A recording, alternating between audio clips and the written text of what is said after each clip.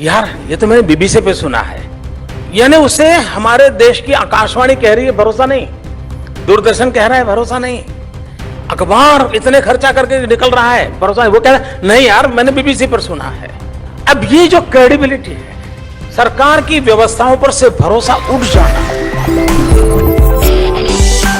भाजपा सरकार इन दिनों हिल गई है दोस्तों।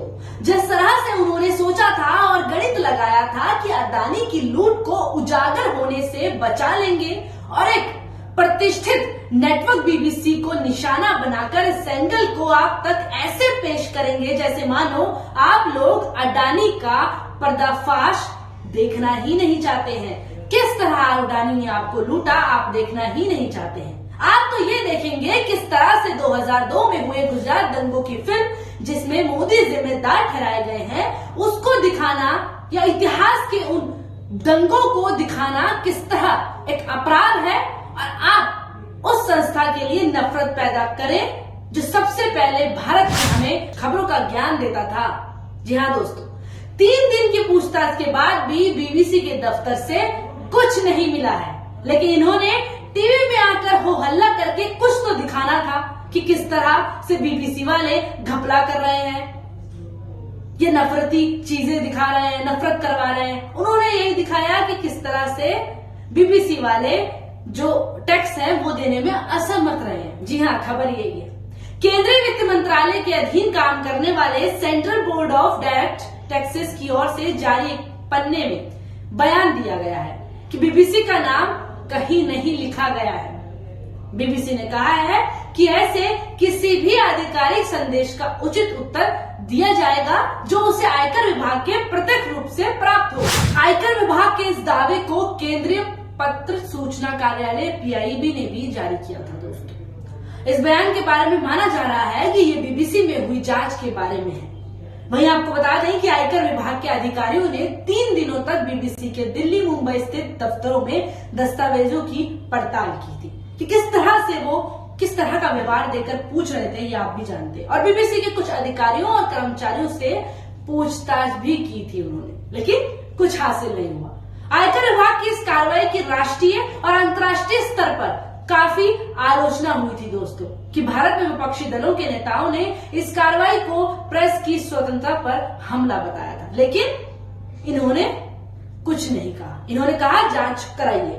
सर्वे के दौरान क्या हुआ, आयकर विभाग ने बयान में ये कहा कि सर्वे अभियान इस तरीके से किया गया ताकि लगातार चलने वाला मीडिया चैनल की गतिविधि को सुगम बनाया जा सके दोस्तों। लेकिन यहाँ गौर करने वाली बात ये भी है कि किस तरह से जब अडानी पर छापे पड़े थे, अडानी पर पूछताछ की मांग हो रही थी, तो कहा जा रहा था कि ये भारत में हमला है। लेकिन वहीं बीबीसी का सबसे पुराना नेटवर्क के बारे में जब छापेमारी की गई, जब छापेमारी की पड़ताल करने पहुंची टीम, तब कहा गया कि यहाँ पर जांच होनी चाहिए, यहाँ पर कुछ घपला चल रहा है।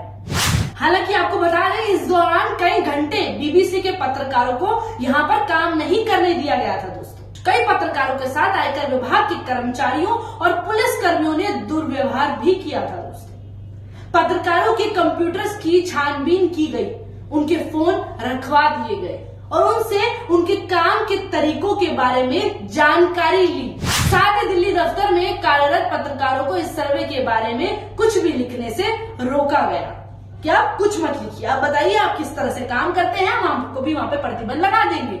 यही उनका पूछने का मायने थे दोस्तों। वहीं तब भी हिंदी और अंग्रेजी के पत्रकारों को काम करने से और देर तक रोका गया दोस्तों। इन दोनों भाषाओं के पत्रकारों को इस तरह तब काम करने दिया गया जब वह प्रसारण समय के नजदीक पहुंच चुके थे। अब देखिए किस तरह से जबरदस्ती ये सब चीजें हुई। इससे पहले आपको बता दें मंगलवार को भारत में बीबीसी के दिल्ली और मुंबई के दफ्तर में शुरू हुआ इनकम टैक्स विभाग का सर्वे गुरुवार की रात करीब 10 बजे पूरा हुआ था। बीबीसी के प्रवक्ता ने कहा था कि आयकर विभाग के अधिकारी हमारे दिल्ली और मुंबई के दफ्तरों से जा चुके हैं। हम आयकर विभाग के अधिकारियों के साथ सहयोग करते रहेंगे। दोस्तों ये बात आपको शायद मालूम हो कि बीबीसी ने फिर भी इतना सब कुछ कहने के बाद भी खबरें लगातार पेश करी थी, छापी थी कि किस तरह से बीबीसी के दफ्तर में क्या कुछ हो रहा है, और ये भी बीबीसी ने ही बताया। जो मैं आपको बता रही हूँ। हमारा काम का सामान्य हो रहा है, हम अपने पाठकों, श्रोताओं और दर्शकों को निष्पक्ष समाचार देने के लिए प्रतिबद्ध है, ये बीबीसी ने कहा। बीबीसी ने यह भी कहा है कि हम भरोसेमंद, निष्पक्ष, अंतर्राष्ट्रीय और स्वतंत्र मीडिया हैं। हम अपने उन सहकर्मियों और पत्रकारों के साथ खड़े हैं जो लगातार आप तक बिना भय और लोभ लाभ के समाचार पहुंचाते रहेंगे। हम डटे रहेंगे। वह बीबीसी ने हाल ही में दोस्तों भारत के प्रधानमंत्री मोदी पर एक डॉक्यूमेंट्री का प्रसारण किया था, जिसके लिए उनके ऊपर छापे पड़े, जिसके कुछ हफ्ते बाद नई दिल्ली और मुंबई स्थित दफ्तरों की तलाशी ली गई। हालांकि ये डॉक्यूमेंट्री भारत में प्रसारण के लिए नहीं थी, आपको बता दें, और इसके साथ ये डॉक्यूमेंट्री 2002 के गुजरात दंगों पर ही थी।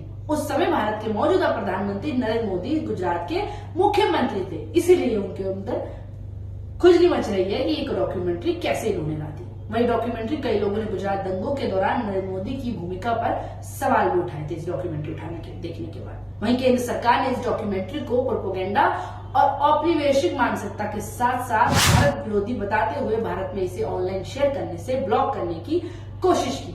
हालांकि आपने देखा किस तरह से सभी कुछ विश्वविद्यालय में या कहीं यूं गए सब में देखी गई।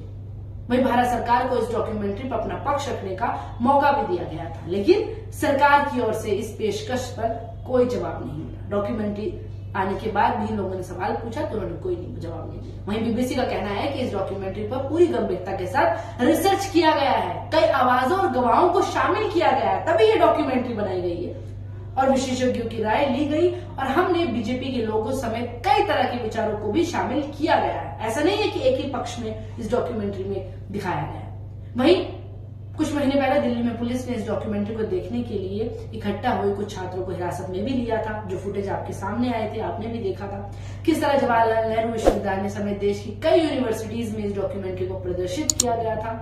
हालांकि कई जगह पुलिस और विश्वविद्यालय प्रशासन ने इसे रोकने की कोशिश की थी। किस तरह लोग लट्ठी लेके खड़े हुए थे, लोगों ने फिर भी उसका प्रसारण किया, उसे देखा। तो इस वीडियो को लेकर आपकी क्या राय है हमें कमेंट बॉक्स में जरूर बताएं और द घंटाप को सब्सक्राइब करना ना भूलें। बने रहें द घंटाप के साथ। धन्यवाद।